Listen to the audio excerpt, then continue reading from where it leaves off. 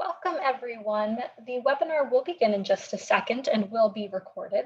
Connect with the campaign for grade level reading on social media. On Facebook, like the page Campaign for GLR, and on Twitter, follow the account at Reading by Third. Please use hashtag Learning Tuesdays and tag us to tweet anything you learn from today's webinar, and we'll be sure to retweet. We encourage you to share your questions, reflections, and observations on social media. Once again, we would love to connect. So on Facebook, like the page Campaign for GLR, and on Twitter, follow the account at Reading by Third. The webinar will begin shortly. It will be recorded and shared with you afterwards. Okay, once again, welcome to today's webinar. My name is Sara Sanchez, and I will be behind the scenes helping to produce this conversation. I have just a few housekeeping details before we get started. First, we would love for you to introduce yourself, so please use the chat box at the bottom of the screen to share your name, city or state, and your organization. Be sure when responding to select both panelists and attendees so that we all know who is here. All attendees are in listen-only mode, but we encourage your engagement by posting questions in the Q&A box. We will dedicate the last portion of the conversation to respond to the questions you post during the webinar. This webinar is being recorded, and a link to the recording will be emailed to all who registered. And all resources linked in the chat will be shared in a follow-up email, and many are accessible on Clip. And we do ask you to create a free account if you haven't yet to access those resources. Finally, we will be posting a brief on-screen evaluation during Q&A and highly encourage you to respond. This helps us with our commitment to continuous improvement at the Campaign for Grade Level Reading. Lastly, before we start, I would just like to call your attention to our upcoming GLR Learning Tuesdays webinars. Later today at 3 p.m., we have another Learning Loss Recovery Challenge. Teachers respond data implications of the composition of 2021-2022 classrooms. Next week on June 1st, we have another Learning Loss Recovery Challenge titled Accelerating Equitable Recovery Post-COVID, A Few Big Bets. And finally, on Tuesday, June 8th, we have Readers to Leaders, Empowering Community in the Dalton-Whitfield County. We'll be posting links and registration information for these opportunities and hope you will join us. Joining you now is Sara Watson. We hope you enjoy the webinar. Thank you. Great. Thank you so much to the Grade Level Reading Campaign for hosting this wonderful conversation. I want to thank particularly all the participants joining. We had more than 200 people registered, and especially to our speakers who are taking time out of their really busy jobs. I'll introduce them briefly. Their full bios are in the chat, and they're such impressive people. I'm Sara Watson. I know many of you from running the Pew Pre-K campaign, as well as creating and running business group Ready Nation and Ready Nation International. I'm now an independent consultant. Our wonderful speakers will start with Marina Gonzales, who is the president and CEO of the San Antonio Hispanic Chamber of Commerce. She was president and CEO of Child Advocate San Antonio, as well as serving as chief of staff to a Texas state representative. So she has a wonderful background to help us bridge these two worlds. Scott Hall is an attorney who is now senior vice president for civic and community initiatives at the Greater Kansas City Chamber of Commerce. Ray Oglethorpe was the president of America Online. Thank you for my first email address, Ray. And he now runs Oglethorpe Investments. He chairs the board of the Learning Alliance, the managing partner of the Moonshot Moment Literacy Movement in Indian River County, Florida. And Brian Wallace is the longtime president and CEO of the Coin Laundry Association and executive director of the Laundry Cares Foundation. To show you how much he loves this issue, I was proud to give him a Ready Nation Business Champion Award in 2019, and he showed up with a broken leg to get that award, which gives you his passion. So today we're going to talk about the different roles that business leaders can play in advancing grade level reading and some lessons learned in recruiting and supporting business people to be part of your collaboration. But first, we'll do a quick poll to see where you are on this strategy. I'll make some remarks, and then our speakers will give their advice. One quick word on terminology before we go to the poll. I'm going to use employer and business leader somewhat interchangeably, and by that we mean executives from organizations outside the child serving world whose primary identity in this collaboration are as employers, not service providers. For example, childcare center directors are childcare centers are definitely small businesses with all the same concerns that any small business has, but they're not the unexpected collaborators that we're referring to here. So now, Sara, if you could launch a quick poll. We want to see 3 questions that'll give us some idea of just how much you're engaging those folks, those business leaders. So go ahead and fill that out.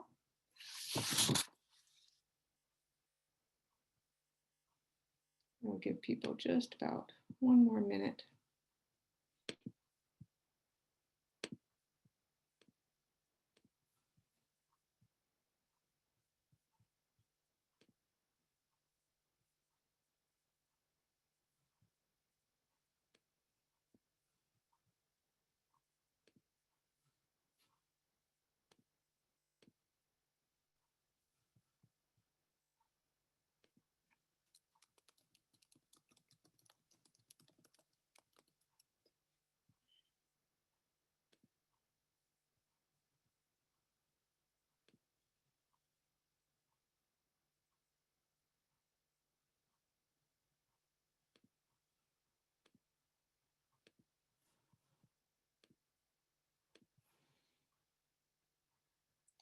And as we go through, I'm going to be posting some links from the wonderful organizations that we're privileged to hear from today.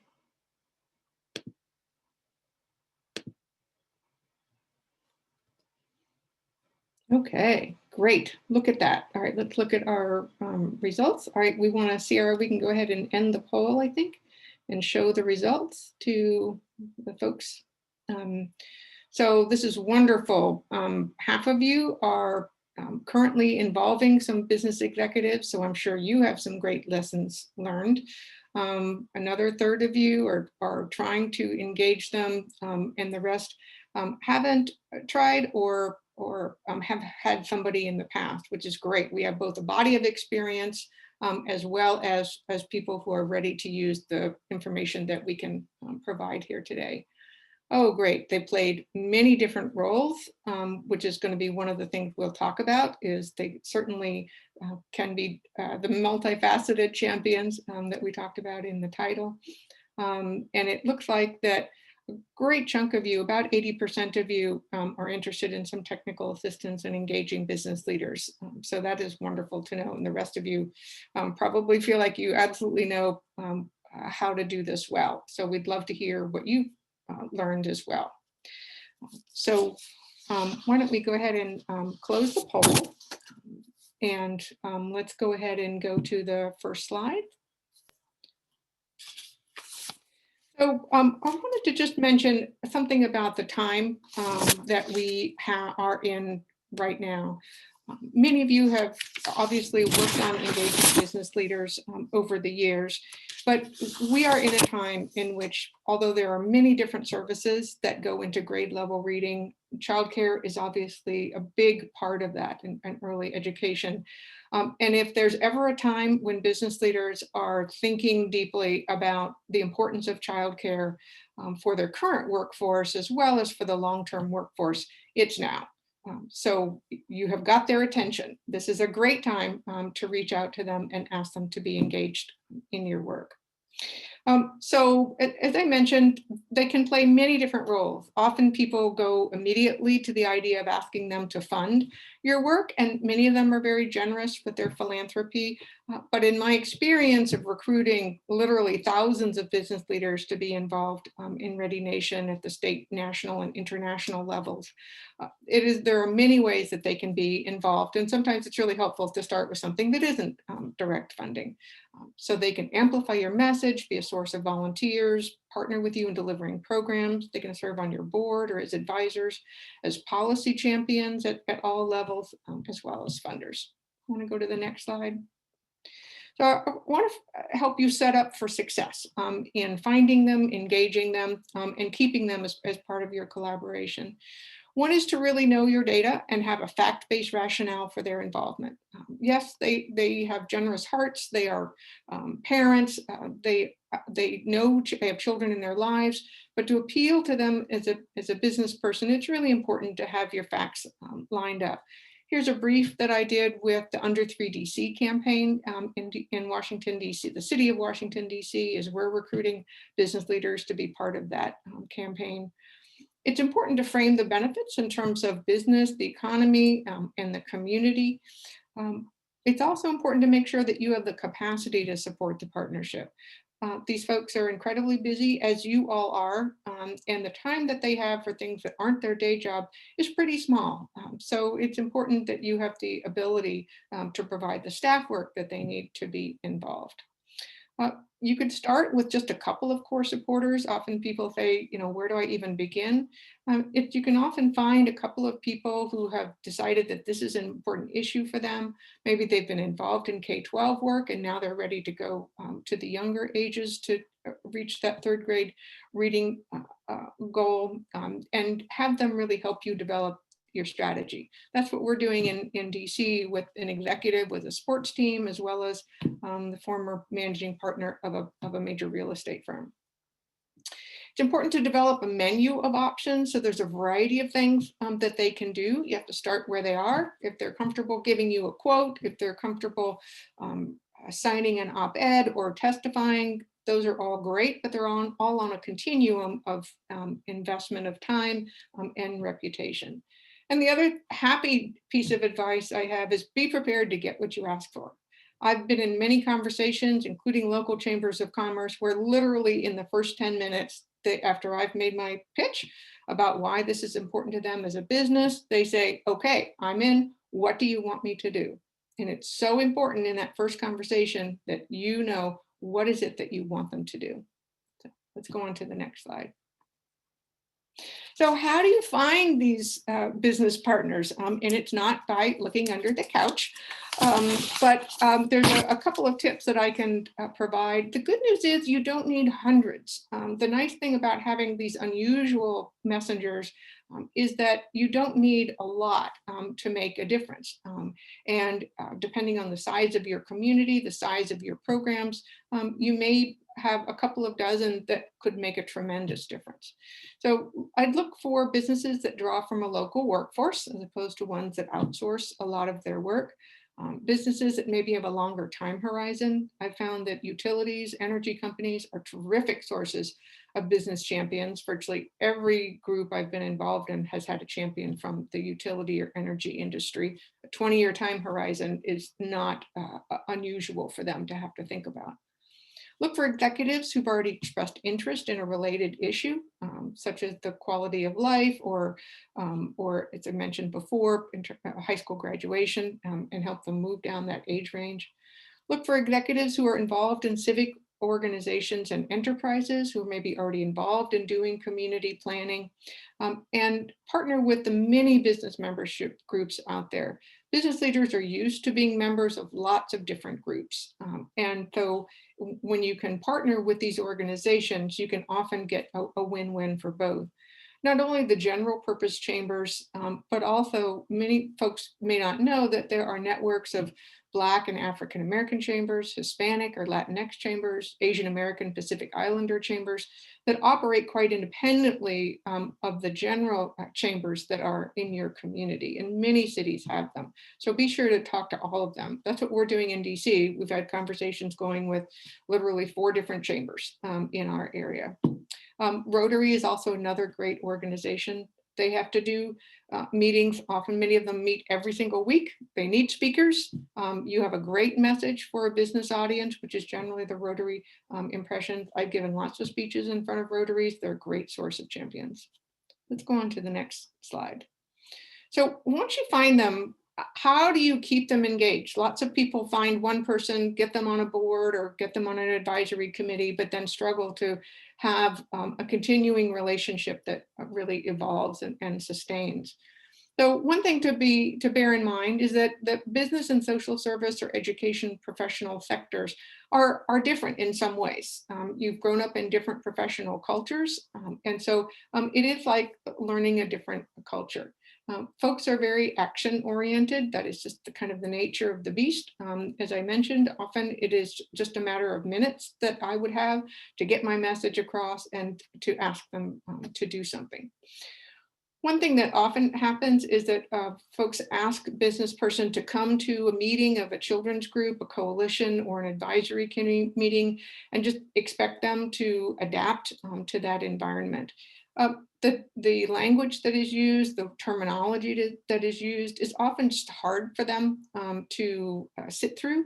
And the length of time that it takes to change policy or to undertake a very complex initiative with many different partners can be sometimes a little overwhelming. So it can often work better to either have them in a separate role or to make sure that there's somebody there to kind of translate what they're seeing and having them understand the context of the meetings that they're in. One thing that's really important is that business people often use different terms about the goals that we're both involved in. And I have found this is literally true across the world. I have made done this same work in countries ranging from France to Australia to Brazil to China. And business leaders have the same concerns that people in the children's sector have about kids growing up to be prepared for success in school and in life, but they often have just different words. And so get comfortable with the fact that you all may use different words and phrases to talk about the same goal. You'll need to boil down everything that you do more than you think you need to. One page is hard to do for all the complex initiatives that you all work on, but really simpler is better. Another really important piece of advice that I've had to learn is to provide them just-in-time information. Giving them information that's just FYI, or is that, oh, you might need this later, can just feel like it's filling up their brain. And so give them information when they need it, what they need when they need it. And finally, a lot of times people will say, oh, I've got a business leader who's involved, but when it comes time to support a big tax increase, they're just not with us. So understand that people will go with you a certain distance, and some people will go the whole distance with you. Some people will go only part of the way. And their primary identity and role as a business leader is going to take precedent. So if they're involved in a merger, if they have another big issue in front of a policymaker, they may not be able to make this the priority that you want them to. So it's important to know that their business preferences have to come first, but you can go a long ways together. In some ways, that's why working with people who are retired executives can be even more powerful than people who are current executives. So Ray is an example of that. One of our biggest champions at Ready Nation is the former CEO of Procter & Gamble and the former CEO of Vanguard. They have tremendous clout, and they're because of who they are and their reputation, but they can be a little freer in what they say. So with that, I want to turn it over to our panelists, and I'd love to have them go ahead and put your cameras on. Thank you very much. Great. So we're going to have 2 rounds of questions with our panelists. I'm going to ask each of them one question and then a second question.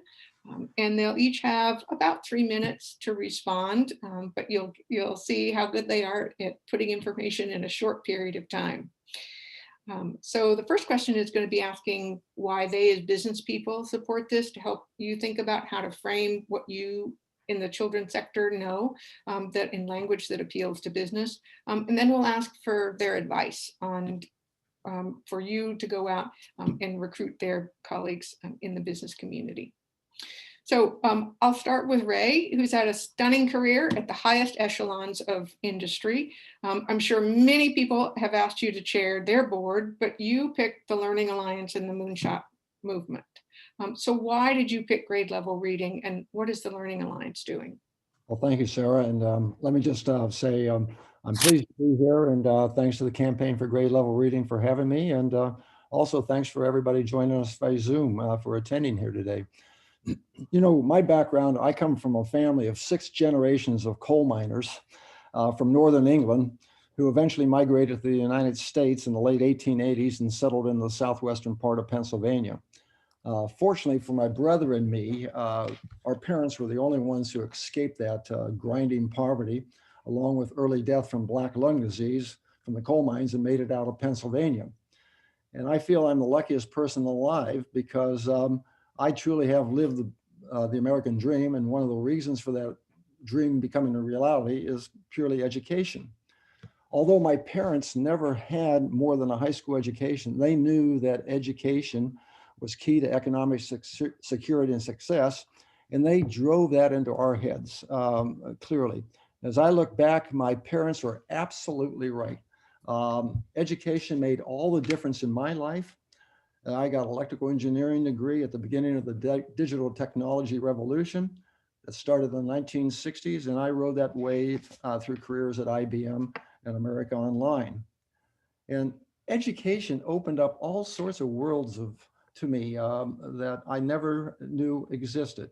And education opened up the business career to me by giving me an MBA also in addition to my electrical engineering degree. And those skills allowed me to eventually become a general manager and become president, chief operating officer of America Online. And so that's why I'm so passionate about education. It truly can change lives. And that's why I'm doing all I can to make sure others have the same opportunity that I've had. But it's more than just opportunity.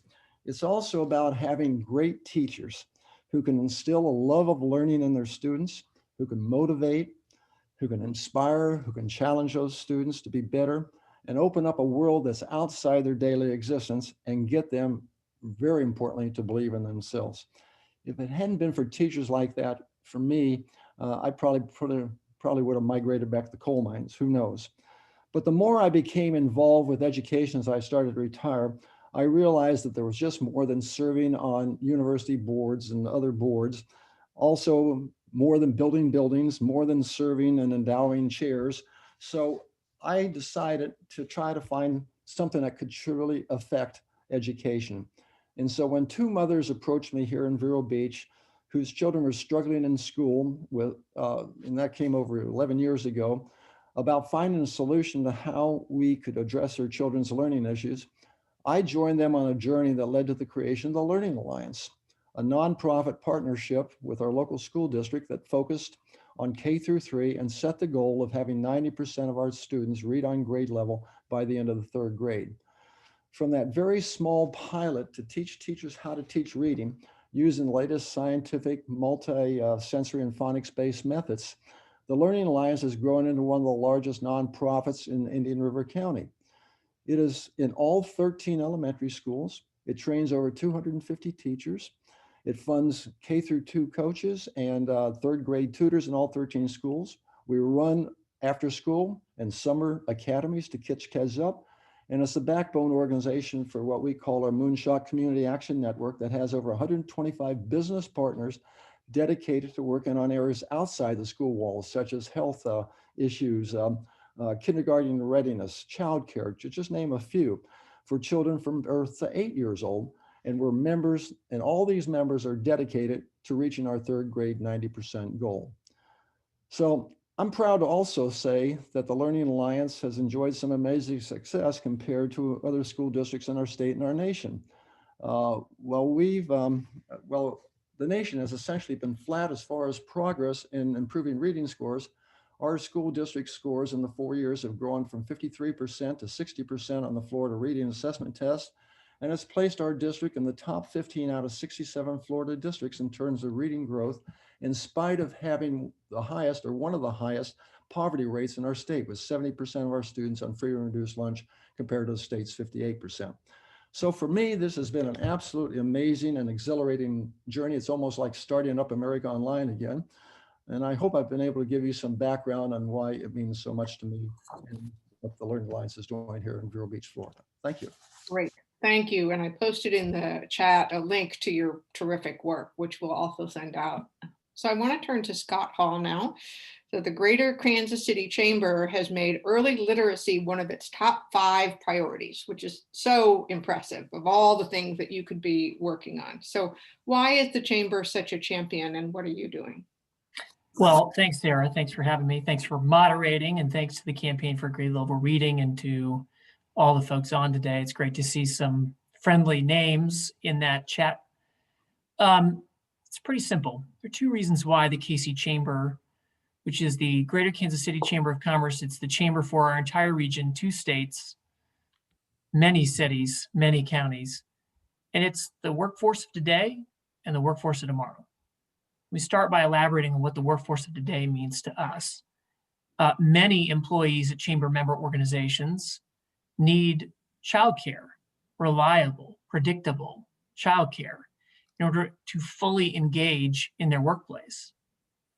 And this has become an issue that's risen to the level that the chamber needed to devote its time, attention, and resources to that particular endeavor. It's about inclusive opportunity within our workforce, especially for working women and our communities of color who are disproportionately impacted by childcare needs. But it's also, to us, a lot around the workforce of tomorrow. The landscape for major metros like ours, a couple of others of which are represented on this call today, San Antonio, Kansas City, are competitors in a lot of ways.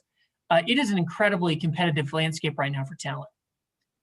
And any major metro that is trying to keep, attract talent has to have talent to draw from in order to grow.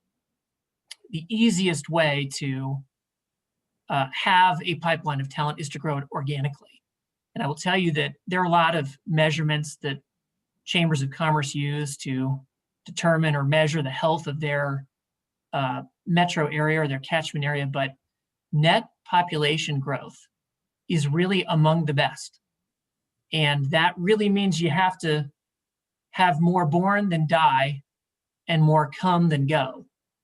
And the entire education landscape, but particularly early childhood education, is incredibly meaningful to that net population number. And so our chamber has really focused in a couple of areas. First, in policy. It's a place that chambers inhabit on a number of issues every day. We advocate the local, state, and even to a very small degree on the national level, the federal level, for funding, for early learning programming, and for processes in place that ensure the resources needed for effective ecosystems. We advocate, and by advocacy, distinct from policy, I really mean that we do things that really act as a megaphone for the message. It's a great way business can engage in this work. And then we actually do a bit of programming. In the pandemic, we acted as a resource for early learning providers in our region to help connect them to bankers and credit unions who could navigate them through the PPP process, especially for those institutions that did not have a strong banking relationship. So the next thing we'll be doing, and I would imagine that a lot of business will be focused on this issue, is as we emerge from the pandemic, how can we ensure that our workforce is able to return to the workplace, especially those that have young children at home? So Sarah, that's a little bit about what we've done and where we're going. That's great. And, you know, as Scott was saying, business people are paying attention to childcare probably more than they ever have. So this is a great time. I want to turn to Marina Gonzales. The San Antonio Hispanic Chamber is the oldest and largest Hispanic chamber in the country, started in 1929, which is really amazing when you think about what was happening in 1929. Education is one of its 5 major pillars. They endorsed the recent successful pre-K ballot initiative. So Marina, welcome. And would you talk about why the chamber is involved and what you've been doing? Absolutely, Sarah. Well, first off, thank you so much for organizing this important conversation today. I'm honored to be here representing our San Antonio Hispanic Chamber, and it's really great to see so many other wonderful organizations represented by participating as attendees today throughout the country. So we're happy to be here. And a little background, as you mentioned, education is one of our 5 pillars. The others include small business, economic development, leadership, international business, and we are the oldest and largest, as you mentioned, but we also are one of the chambers here in our state that represents the most small businesses and nonprofits. So we're very proud of that as well. So we come to the table from that perspective, of course. And for our chamber, education being key is the fact that we're supporting workforce development and economic development at large. So when you hear that from our business community, that's the perspective in which we are presenting the argument when we're out there advocating. For us, it's the next generation of skilled employees, as our friend Scott mentioned here just a few minutes ago. And that allows us to not only keep employees that are currently operating in our city, but it also helps us recruit and make San Antonio an attractive destination for corporations and entrepreneurs looking for a place to call home or to move their headquarters. So we are constantly making sure that we have that leg up, that we've got more to offer so that we can ensure our future here in San Antonio. And I will say, you know, as the 7th largest city, it's not just the city limits of San Antonio. We represent the contiguous counties here around us because we've got a really a broad ecosystem. We believe that the greater investment in our children results in the greatest outcomes through education, not only just early on in life, but also we're seeing those outcomes later on in life in health and productivity, meaning that we're just setting them up to become successful adults in our community. So by providing that high quality and affordable access to early childhood education ensures that future strong workforce, ensures some strong businesses and a strong economy. But it's also imperative to point out that we have to bridge that 2-generation gap, provide a solution to grow those skills, and need a stronger workforce for an option for our parents right now that are filling the current jobs. Meaning that, you know, as they are going back to work and after this pandemic, going back out and getting back into the office setting, we've got a place for kids to go that's safe, and that is an investment more, right? So they're not just showing up for daycare, they're showing up and learning how to read and learning those early skills for tomorrow. So we had previously supported this initiative. A little bit of history for those not in San Antonio. Mayor Julian Castro at the time launched this program, and it passed in 2012 as an 8-year appropriated 1/8 sales tax. And from that, we saw, you know, after 8 years, we saw the data doesn't lie. So we saw better outcomes in math and reading scores. We were tracking those kiddos as they went into either their public schools or even private schools here. And we also saw something that was surprising, which was better attendance in school. So it's also about instilling that value of education early on and making sure that when they walk into that kindergarten classroom, that that's not just their first education experience, that they already know what it's like to go to class. So when it came up for vote again this last November on our November 2020 ballot, our Hispanic Chamber Board of Directors did pass a resolution to support the reauthorization for another 8 years based on the success that we saw in the first 8 years. So it's going well again. Of course, COVID threw a curveball and, you know, to all of our lives and with all of our initiatives, but we're looking forward to continuing those positive results through 2028.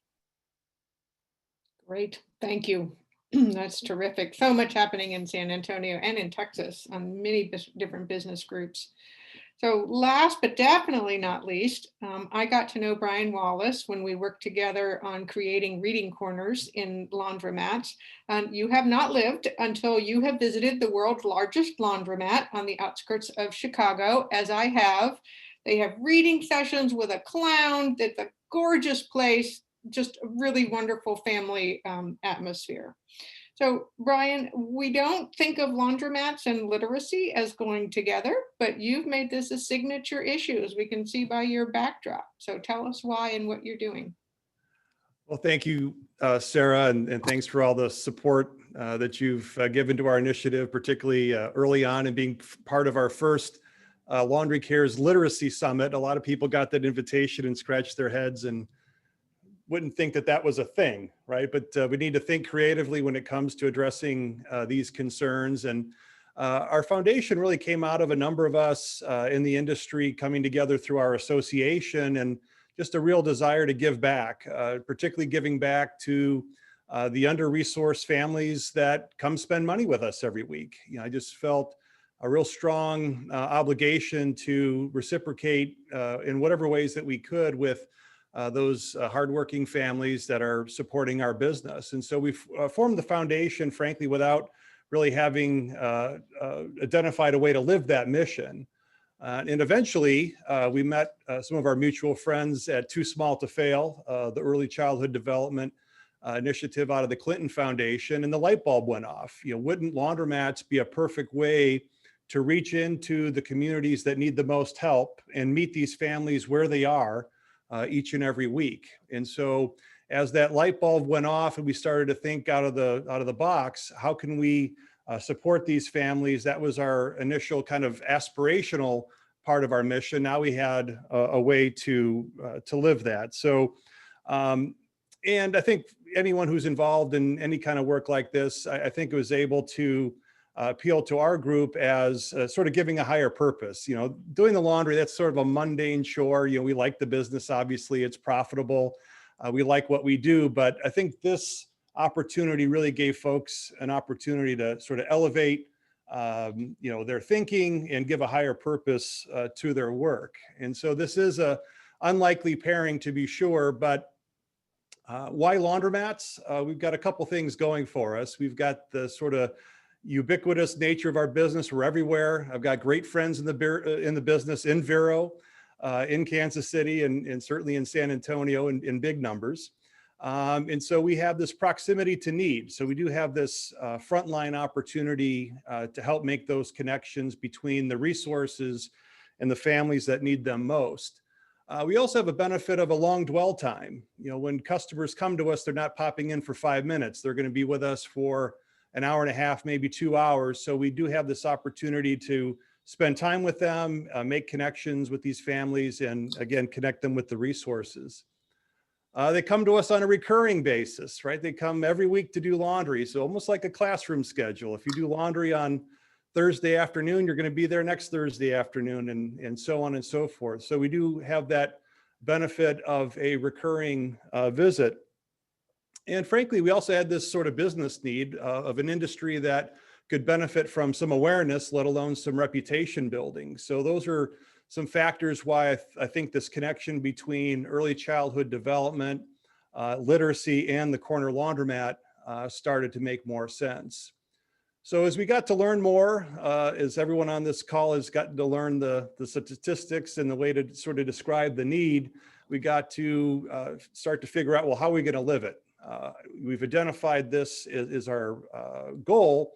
How are we going to make that happen? So really three main things quickly. We did what you see here in the photo, a picture of one of our free laundry and literacy days. We've added literacy to the name of the events now. And just think of a block party.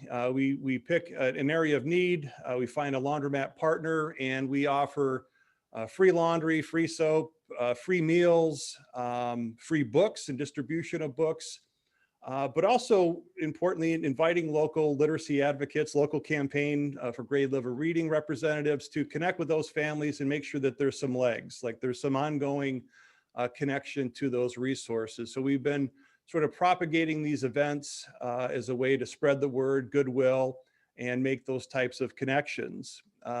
Sara, with your initial idea in mind, we've sort of built on that in the other photo here, which is our Family Read, Play, Learn Centers, which you can see as sort of a mini library in the laundromat, finding an empty corner, an underused spot, and kind of upcycle that space to provide access to books, learning toys, and in the best circumstances, regular programming with a local library partner or a campaign partner that can come in and do that type of programming and connection on a regular basis. And some of the research that we've done around this has proven that it greatly increases the amount of literacy-rich interactions compared to the control locations. We can't wait to get into some of the longitudinal studies here very soon. Our newest kind of third leg on the stool is disaster recovery and response. We know that in the wake of the increasing number and intensity of natural disasters, shelter, food are incredibly important, but right behind that is the hygiene and dignity that comes with clean clothes. So we're looking to kind of leverage the same network of laundromats to help when it comes to disaster recovery. So we're off to a good start. We've got a long way to go, but we really appreciate this opportunity to honor and give back to the customers that have made us successful. That's wonderful. And Brian and I had a great partnership with Kiwanis to find volunteers to create reading corners with their members. And I know Kiwanis has now expanded to barbershops and beauty salons, which many other groups have done. So I really appreciate his getting Kiwanis involved. So now we're going to do a second round of questions, and then we will open it up for your questions. So I know there's a couple of questions posted in the Q&A. Please be sure to post your questions in the Q&A. There's lots of stuff going on in the chat, so we might miss your question if you post it in the chat. So please post that in the Q&A. And the slides are available on Clip and will be sent out by the Campaign for Grade Level Reading. So I'm going to go in reverse order now. So we'll go back to Brian. And laundromats are small businesses, almost by definition, and small business people wear many, many hats. So tell us the best way to approach small businesses in particular and get them involved. Well, thank you, Sarah. And I think my list looks a lot like yours that you shared earlier. So I'll try to kind of give you the quick version. Well, I think you start with persistence. Sarah, you got a lot of no's as you were cold calling those laundromats. And since then, we've created this Laundry Cares network where we've had people sort of pre-enroll or at least raise their hand. So we've got 1,000 or more laundromats on that list. So hopefully it would be easier the next time someone like you needs to knock on a door. I think there's more awareness of what we're up to. You said it earlier, business comes first. So timing has a lot to do with it. So we have to be willing to take a no, or at least a temporary no, and know that there might be a better time coming forward. As you said, you got to keep it simple in terms of explaining the problem, but more importantly, how they can be part of the solution. As we started talking to laundromat owners, they were not thinking that they were part of a solution to reading at the third grade level by third grade. That had never crossed their minds at any point. So just that awareness that they are part of the solution, I think, is really, really important. I think we've all heard the mantra of doing well by doing good. And I found that just like anything else on the bell curve, you'll get the early adopters, the people you get through that first sentence and they're already in, and you get further on that curve and it takes a little bit more convincing. And I think making the business case for this work really becomes important, especially in our case where it's a retailer or someone who's providing a service. We're saying, look, this is the right thing to do, but it's also very good for business and potentially a differentiator in your market. As you said, got to be prepared for them to say yes. And I would just add to that, give them the easy button. This cannot be complex. It cannot be multiple steps. It has to be a very clear-cut way. In some of our most successful interactions, I hate to say it, have been with laundromat owners that are fairly hands-off, but they're willing to let us utilize the facility and focused on the channel. We'll clean up after ourselves. Let us come in, let us do this event, or let us set up the reading corner and try to keep the impact to the business owner at a minimum. I think success stories, we all know that testimonials work and good old-fashioned peer pressure. I'll even put a finer point on that, competitor pressure. Nothing like one of our members calling on a competitor saying, hey, I'm doing this, you ought to be doing this too, is a way to provide some leverage and, be creative. I think that any of you listening, you could say, look, even the laundromats can do this. You can do this too. So there's always some way to help. And we found those to be some of our secrets to success in this. Just tell a quick story about your point about keeping their issues in mind. I really was suggesting these laundromats have this nice little rug that I would buy for them. And some of them said, no, that makes it harder to clean the floors. That just creates more work for us. So I had to say, okay, no rug, so you really do have to keep in mind, what's going through their heads. So Marina, your background includes working in the children's sector as well as state legislative staff, as well as obviously in your current leadership role. So a two-part question, you get an extra minute or two because I'm giving you two questions. Could you talk about the differences in the environments that you experienced going from a high-profile role in the children's sector to a high-profile role in the business sector? What was different for you and what was the same? And also, when you were in the state legislature working for a state representative, what would it have been like to have business people talking to you about the importance of early childhood?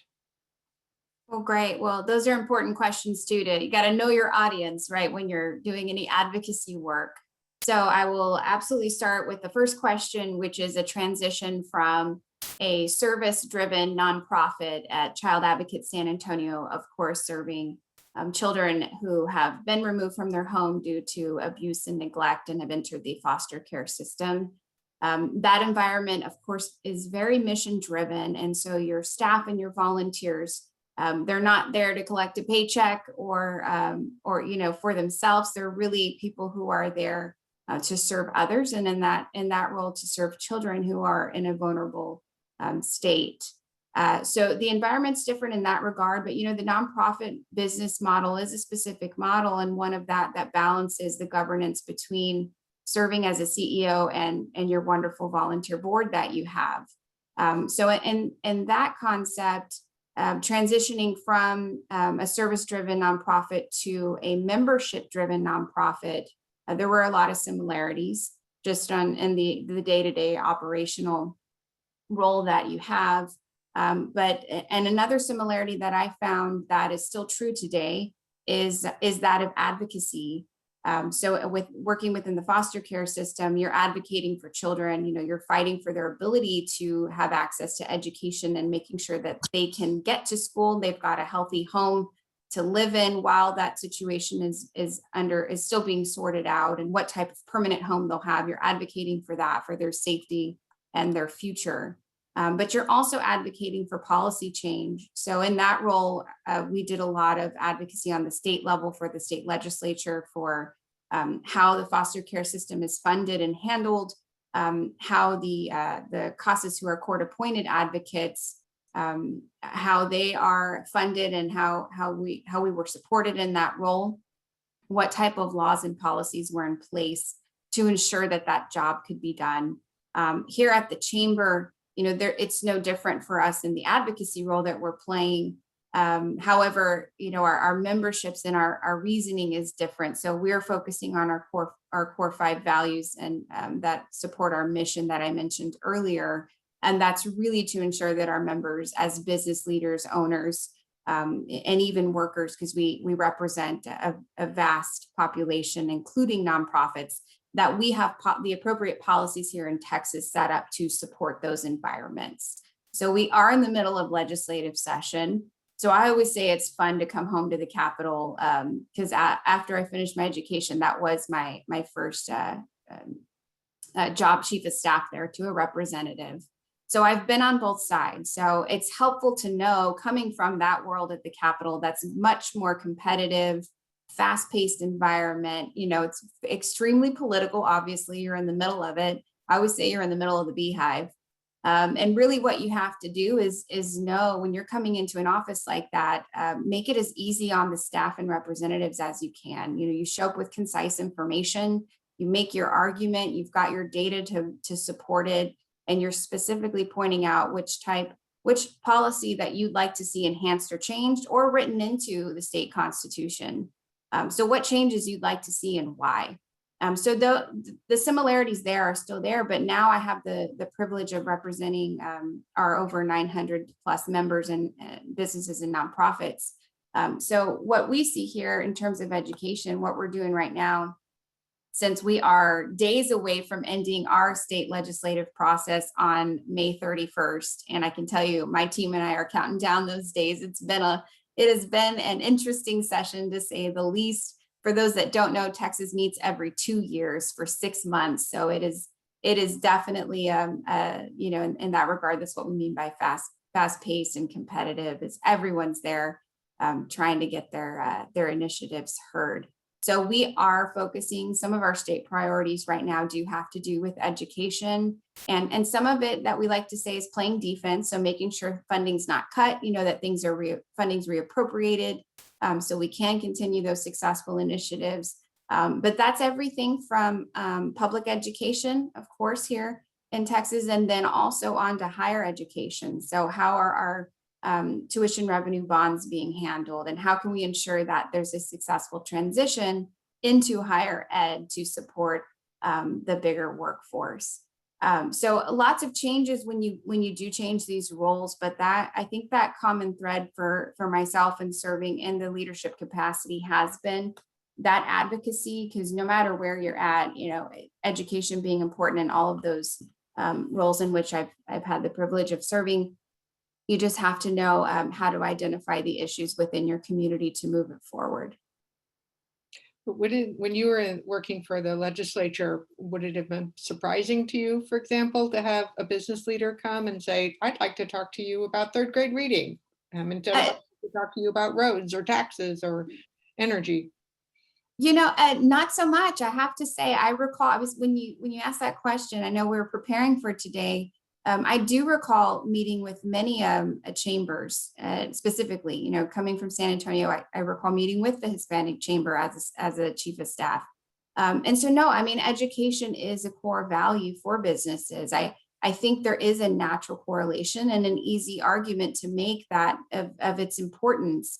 So yes, you do get that coming from business leaders. Of course, we are interested in the infrastructure side of it and either regulatory issues to allow our businesses to function and have that freedom to do so, or make their own decisions is always, what's going on here in Texas is that constant struggle between state laws and local laws. But education, for us here specifically in San Antonio, since our city did take on that pre-K initiative, and is sort of unique in doing so. I know there's other programs out there, but because we have that element here, it's not uncommon to have business leaders represented through chambers, particularly, and other economic foundations or organizations advocating for such, to come and talk to your representative, to your delegation, or to the staff there that's helping to aid in the policy development. So yeah, I did experience that. I think it's welcomed. And I think any positive solutions and the more we can show positive outcomes, the easier it is to get people on board and to make some really effective change. Great, thank you. There is a question in the question box about that, which we'll get to in a second. Wonderful. So Scott, virtually every city of any size and state has a chamber. So could you help us sort out kind of the chamber universe, and how should a group approach its chamber to see if they would be willing to work with them? There's particularly a question in the question box about AmeriCorps. Would AmeriCorps team approach their chamber? So how do we make this pitch to chambers? Yeah, Sarah, it's a great question. I will give you a look inside the mystery that is the Chamber of Commerce ecosystem as best I can. We have a saying in our industry, Marina probably knows the saying I'm about to say, if you've seen one chamber, you've seen one chamber. Every chamber is unique. However, the chamber system across the United States and really throughout the world is one that you can describe as not hierarchical. And that's a really important distinction. So there are 3 levels of government in the United States, and chambers of commerce typically track those 3 levels of government. There is a U.S. Chamber of Commerce, there are state chambers, and there are local chambers. And there are diverse chambers, as we call them in our industry, within each of those systems. But unlike our system of government in the United States, that ecosystem is not hierarchical. So there are programs. The U.S. Chamber of Commerce and the U.S. Chamber of Commerce Foundation is one of the leading business voices around early childhood education, as many on this call no doubt know. But they don't set policy that Marina and I have to follow. And state chambers similarly do not set policy that local chambers have to follow. Instead, what you see quite frequently is differences of opinion between local and state chambers in particular around certain policy issues. And the issue of local control and local autonomy is the single biggest issue around which local chambers and state chambers disagree. So, for example, if you were a resident in the city of San Antonio, you had a locally funded pre-K mechanism, there are state chambers that might oppose that because they want uniformity across the entire state of Texas for as much in law and business regulation as is practical. Local chambers believe quite fervently that the best law is local law. The people that know your community best are the ones who walk the streets, drive its streets every day. And so local government is really where we see the best kind of government happening. And that's sort of a macro philosophy you'll see across chambers, especially major metro and local chambers across the country. It's a great opportunity as you approach them to think that through.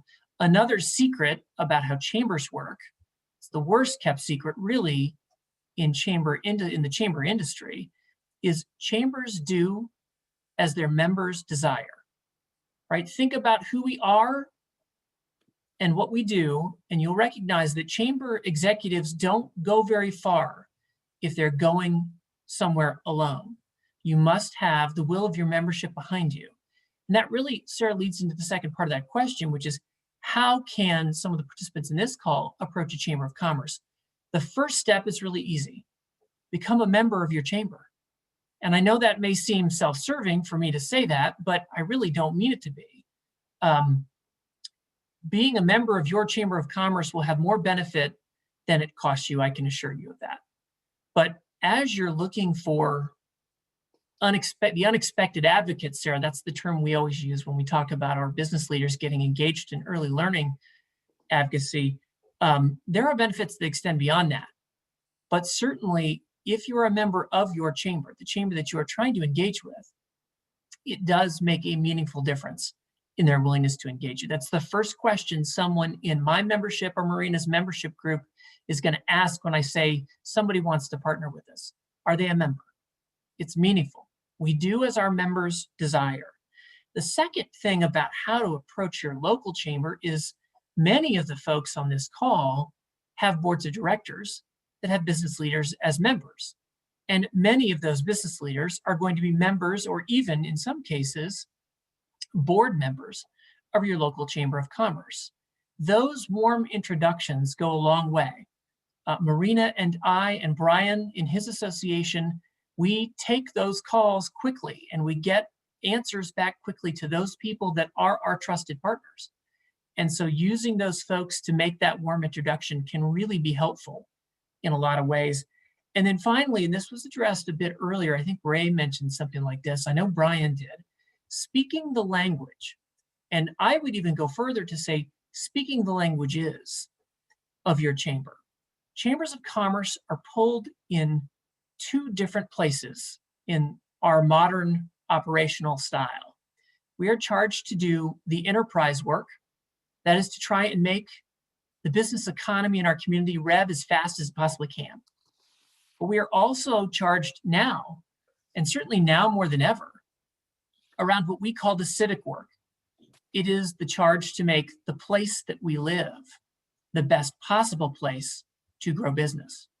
And so as you approach your chamber and business leaders, think about using that dual language. One is about ROI. The enterprise is about ROI. The civic language is about community. And I promise you, that will resonate. Both of those messages will resonate certainly with your chamber, but even with your business leadership. And the way to make that story appealing, to make that partnership appealing really, is to tell your story. And the folks on this call that are in this work every day, you know your story.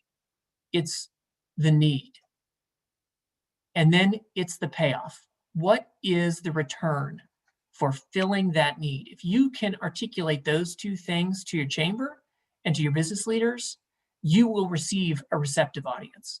Even if, as Sarah noted, there are places that your chamber may not be able to go with you. There are places they can go with you, and they will go with you, and they'll gladly go with you. Hope that answers that, Sarah.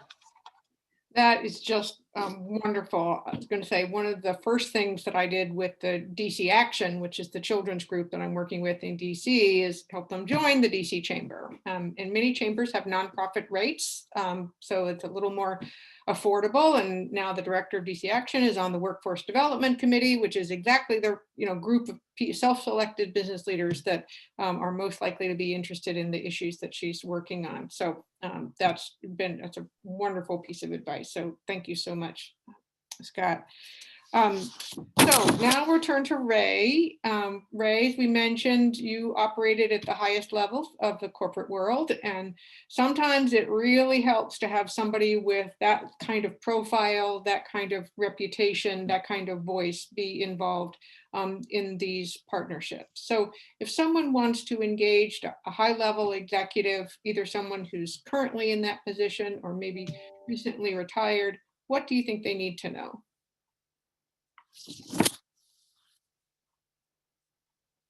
Oh, Ray, you're on mute. We don't want to miss a word. Sorry about that.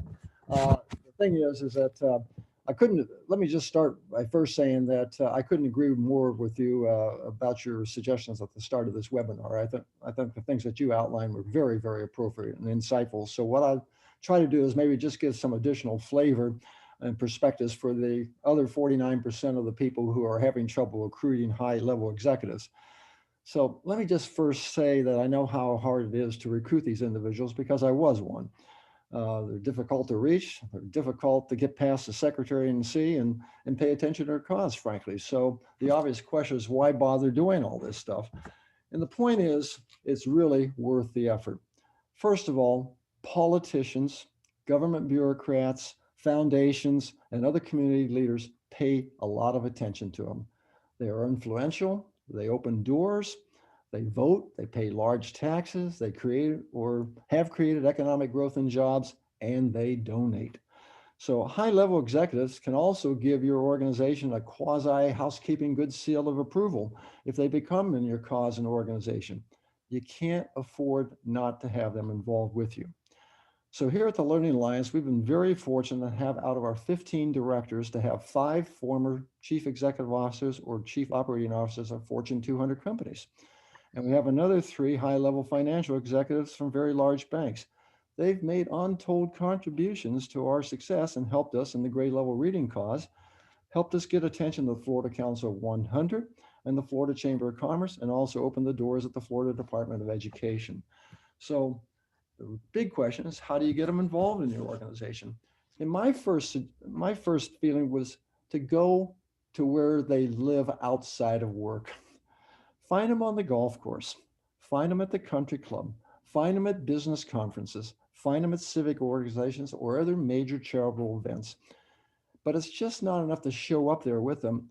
And this is where networks and relationships absolutely matter. Business leaders attract other business leaders.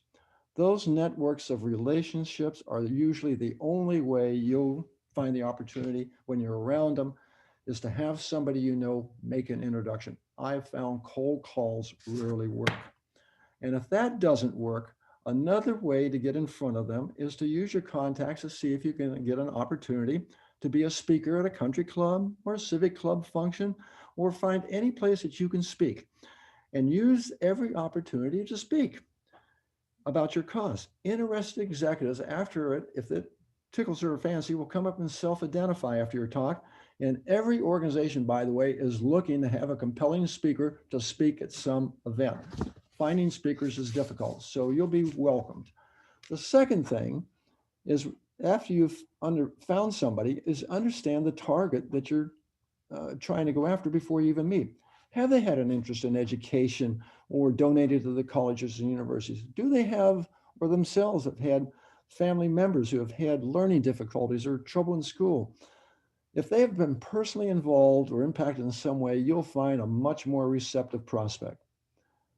And the third thing has been mentioned, you'll need an elevator speech. And this is business talk for a phrase that's short, concise, and a compelling message that can be delivered at the right moment in any chance encounter with these executives at a country club, on the golf course, or even riding up in the elevator with them.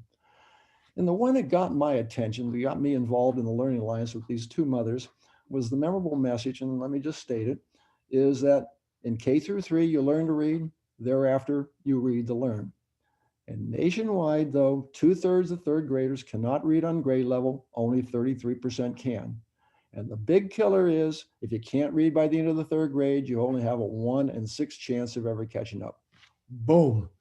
Quick, short, gets the attention. And I've used that a lot with great success. Fourth is if your business target does start showing some interest and problems in promise, take the time to build a trusted relationship. Don't go for the close. Don't ask for money. Explore meaningful ways to get involved. Just simply maybe ask them to be advocates before your county commissioners, or do anything, or talk with their friends. Just start by being an advocate, and or try to open up another door for some other executive. Those are easy tasks that they can possibly get in. And if they get that, then maybe it leads to other things, but take the time to involve them and work slowly. The other thing that I would say is, as you're building this relationship, try to frame the cost of poor literacy in economic and national security terms first. That doesn't mean ignore the social or moral issues, but first start with stuff that resonates with business leaders.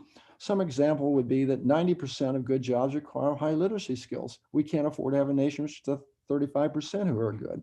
For national security, talk about the 2 biggest reasons recruits can't make it in the service are obesity and poor literacy service. Boom, those are quick examples. For people who donate to their colleges and universities, use a Japanese car analogy, that you don't build quality in at the production line like the Americans did. You start from the very beginning. So if you're donating to college and university and forgetting about making sure the kids can read at the end of the third grade, you can't fix it in high school or college. You better start back then. And finally, and amplify what's previously been said, is nothing impresses a business executive more than results and attainment to goals. If you don't have clearly stated goals and then track in results and have data, and you can't demonstrate that, you're going to have a tough time getting them to come on your side. But if you do, it really opens up the doors. So hopefully that just gives you a little more perspective to what you and the others have talked about. That was brilliant, just wonderful. The one small addition I would have to what you said is, remember in the beginning, we talked about having a couple of business leaders who are willing to build this network with you and will do the work kind of behind the scenes, and having them review your presentation before you go to the Rotary Club or the Economic Club or the Country Club would be incredibly helpful, because you want to make sure that your language and messages are ones that will get across to your audience and that they will have tremendous insights. So that's my one small thing I would say. I want to just tell a very quick story about a business leader I've worked with, just to show the many different ways that these folks can be helpful. And then we've got a couple of questions in the question and answer box, which we'll get to. I want to talk about a wonderful guy named Jim Sperlino, who founded a company called Sperlino Materials in Ohio, a great member of Ready Nation, and Sperlino Materials makes concrete. And he was one of our best speakers on this issue, because he would get in some kind of tall office building and he would say, how far do you think the foundation on this building goes down? And he would say, well, it's 10 stories, probably goes down 100 feet. And he said, we poured that concrete. You better be grateful that we poured that concrete, because the foundation is absolutely solid, and this building would not be standing if our foundation wasn't solid. And kids are the same way. And you could just see light bulbs going off over people's heads. He was just so compelling. Talk about making the link between laundry and early childhood. I didn't think he could make the link between concrete and early childhood, but he did. So he went on he's headed an early childhood group in Ohio. He's now on the board of Ready Nation. He's one of our best speakers and donors. And so that's just the power of getting, a high level person who's really bought into this. I was actually at a reception once where we had to get a message to the Republican US Senator from Ohio, and he just happened to be there. It was a very, kind of tense time. And I said, Jim, can you get this guy on the phone? He literally pulls out his phone, call the senator's private number. The senator answers. I can see him talking to the senator on the message that we needed to get across to him. And he goes, yep, done. It was incredible. So yes, people at your level can help in so many different ways. So I want to go to the questions and answers. And so Marina, there's one for you. It says, how did you track the students as they entered schools, both public and private? Yes, great question, because that's the key to the success of the program, was being able to prove outcomes and how the kids were doing. So it started as a partnership with several local independent school districts that we have here in San Antonio, and kind of grew from there. There was an initial, so let me back up. So it's basically a data sharing agreement through MOUs between the program, the city, and the independent school districts to access the data of how the children were doing. There was remember, it was a first and 8-year program. So into year 6, an independent evaluation was also conducted. They did also do an impact study and cost benefit analysis, one of which was done through our local University of Texas, San Antonio, our university here, which is helpful to get that perspective. And another was outsourced to a consulting group that would be an objective reviewer of the information. They also did a long-term impact study on the academic success. So when we're talking about, the prosperity and health later on in life, that was done as well. So tracking students through data sharing is essentially what it came down to. If you're interested in the specifics of the program, you can go to pre-K4sa.com, and I can type that into the answer box if that's more helpful, Sarah. Great, that would be wonderful. So thank you for doing that. Let me just add something to what she said, if you don't mind. Having an independent evaluator of your data is really important. And getting somebody else to look at your data and do the great statistical analysis on it to give to your donors is a big, or people you're trying to recruit is a big plus. Absolutely, absolutely. And outcomes that business leaders can really relate to. I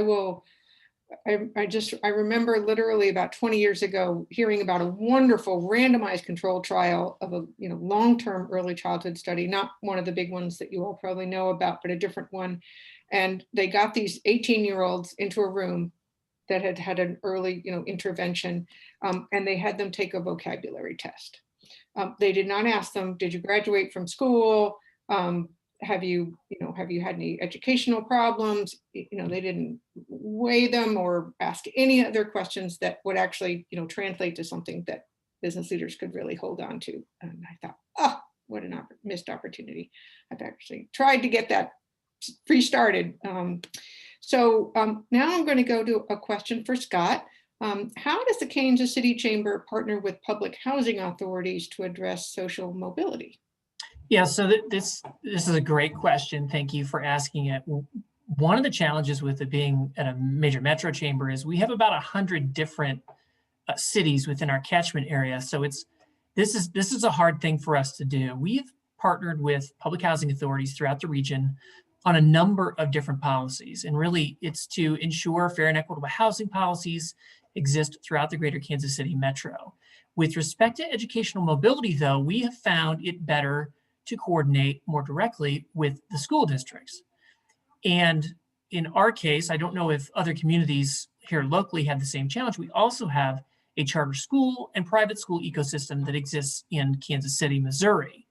So the way we partner with them is to convene all of the school district representatives around a common table.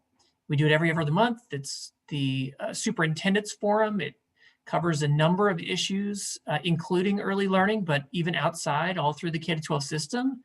And it addresses the challenge of mobility from school district to charter school, school district to school district, or even different locations within a single school district. And again, especially challenging for us, it is a challenge for a school district when you move outside of a city limit or even outside of their jurisdictional boundaries. It becomes even harder when you move across a state line, which happens quite frequently in a bi-state area like Kansas City. So I hope that answers the question. It is a challenge. It's one that we're continuing to try and take on with help from our education partners. Great.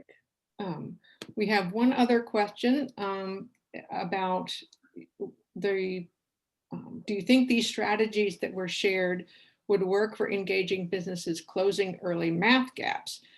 As Ray answered, oh, absolutely. I think that in some ways, math and science is just as important for business leaders to see the power of what happens in those first 8 years of life.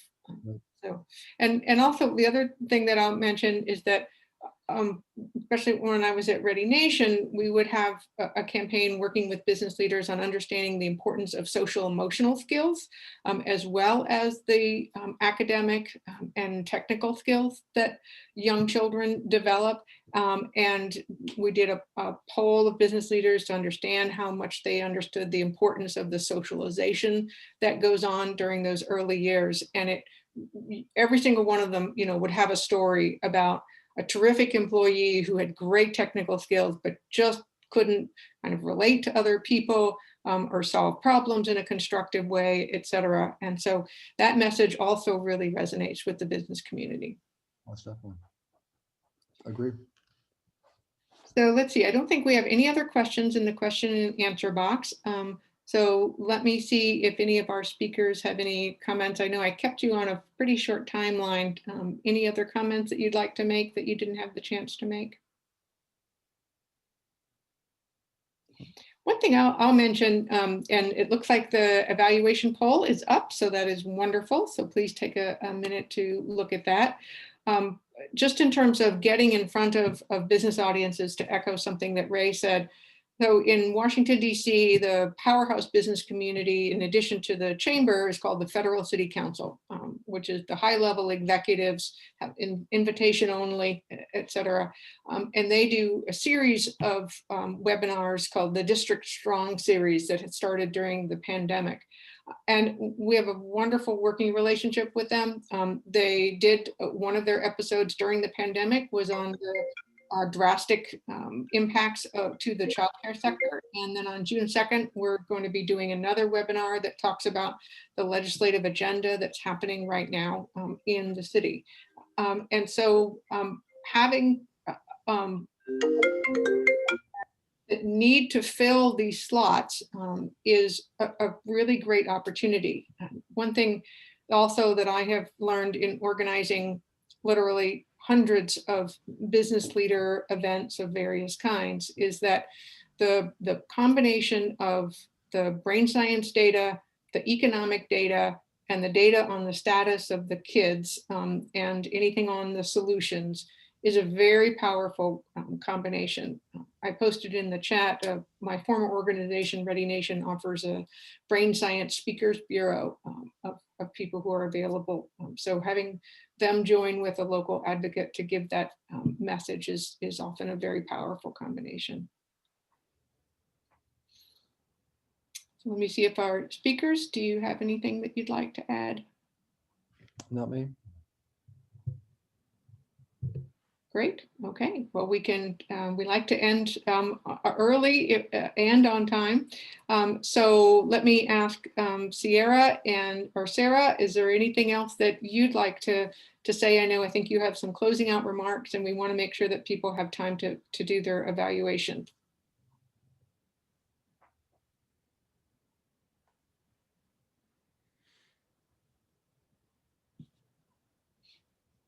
So there's some upcoming Learning Tuesdays webinars that the grade level reading team wants to make sure you all are aware of.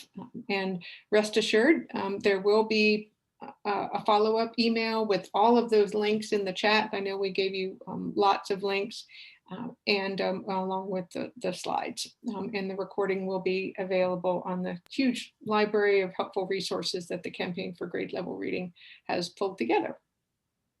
So let me just say, I'm sorry, there's one thing in the question box.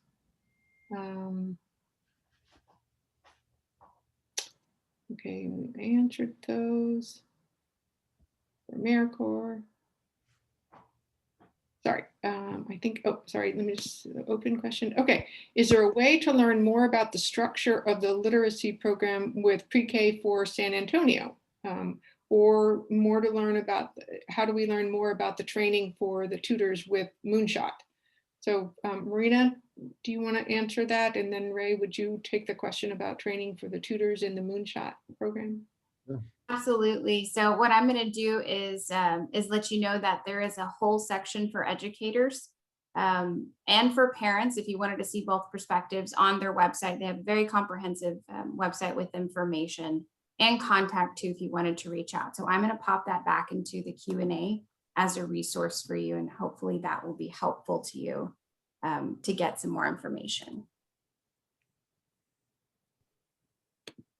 There you go. Wonderful. Thank you.